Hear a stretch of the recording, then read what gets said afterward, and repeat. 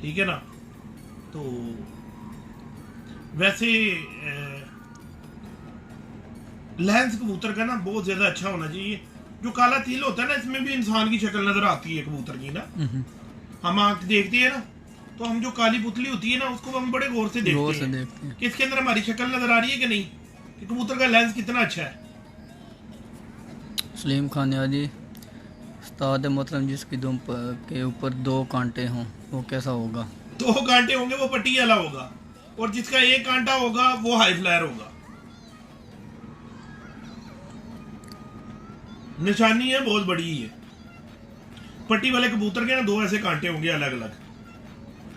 ये ना हो कि ये 1 कांटा हो तो इसको आप दबाओ तो उसके ऊपर से 2 उसके निकल रहे हो, नहीं, ये 2 कांटे होते हैं ऐसे। ये मुझे बचपन की एक उस्ताद ने बात बताई हुई है। हमारे मोहल्ले में ही होते थे जवेद भाई, वो इंडिया से माइग्रेट होके आए हुए थे। इफ्तिखार अहमद है जिना सिटी वाले, माशाल्लाह बाबा जी अस्सलाम वालेकुम। वालेकुम सलाम रहमतुल्लाह। बाबा जी दोनों चैंपियन लगाएं फिर भी रिजल्ट नहीं मिला, अकल की कमी होगी बच्चों में? लगाने की कमी है, जोड़ा लगाने वाले में कमी है। देखो जाके दोनों के पर सेम लगा दिए होंगे, ठीक है, हड्डियाँ सेम होंगी, जोड़ सेम होंगे, कहीं ना कहीं कोई ना कोई फॉल्ट डाला है उनको। तनवीर है जिस कबूतर का 10वां पर लंबा हो वो कैसा है? 10वां पर यार मुझे नहीं पसंद, क्योंकि कुदरत ने एक निज़ाम रखा है, जिस तरह के कबूतर के पर होते हैं ना, उस तरह की ही रब उसको हड्डी देता है।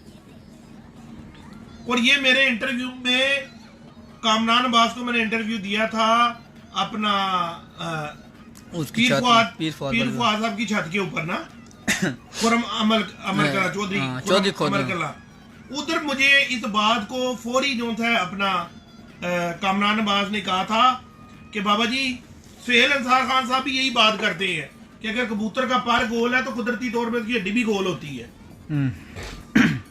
तो फिर ये आप अंदाजा लगा लें कि कबूतरों के जो पर होते हैं ना, उसका तयन हड्डी से भी होता है। मादी अंडे नहीं दे रही, क्या करना चाहिए भाई? मिर्जा मानी साहब लव यू टू। कबूतर कैसे छत पर गोल उड़ेगा? मम्मी नो कबूतर में आ रही है नहीं? बाबा जी आप एक अच्छे इंसान हैं, थैंक यू। बाबा जी किसी का एक्सपीरियंस बता दो जो आपका सबसे ज़्यादा ग्रेट प्लेयर है जिसको आपने देखा हो, प्लीज़ इस बात का आंसर ज़रूर दीजिए। इंडिया से है लखविंदर सिंह। यार बहुत है, बहुत है, एक थोड़ी है। ये तो आप लोगों की अपनी परख होनी चाहिए, आप किससे क्या इल्म लेते हो। सब अच्छे प्लेयर हैं। एक अस्सलाम वालेकुम बाबा जी, मैंने आपसे सवाल किया जवाब नहीं आया। बाबा जी को मेरा सवाल बताएं, जोड़ में इसके बारे में बताएं। एक साइड का जोड़ नरम और एक साइड का सख्त है, इसके बारे में।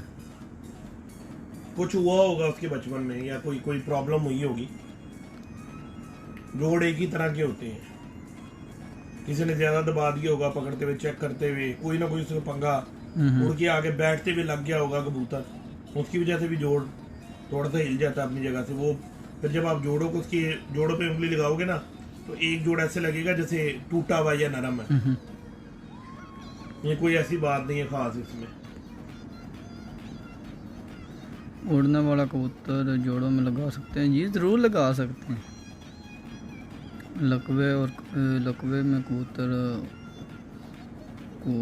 सुस्त हैं, लकवे में है और कबूतर सुस्त हैं, एक मेडिसन। कबूतर बार सरगोदे में कुछ गिरद है बाबा जी के? हाँ जी, क्यों नहीं है। सरफराज दूर साडा किधर दा बब्बर शेर। कबूतर की वापसी की कोई निशान नहीं यार, क्या और हमारे काफ़ी सारे शिगिर्द हैं जी। उस्ताद जी हमारा एक मेल कबूतर की एग की ब्लड नहीं आ रही है, प्लीज़ टेल मी।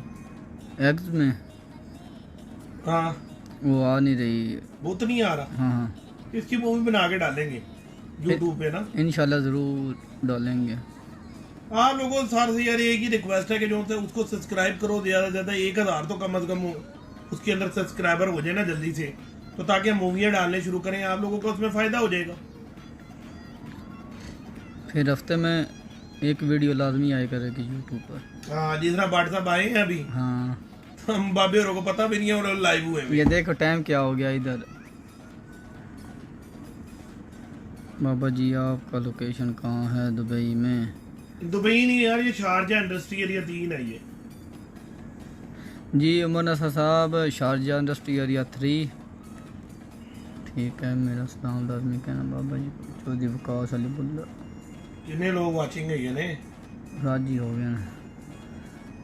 سردار اسد کبوتر کو لگوا.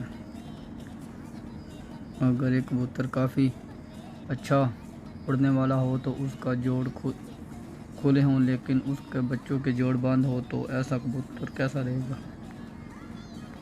یار جب آپ اس سے بند جوڑ کی مادی لگاؤ گے تو جوڑ بند ہوں گے میری جان.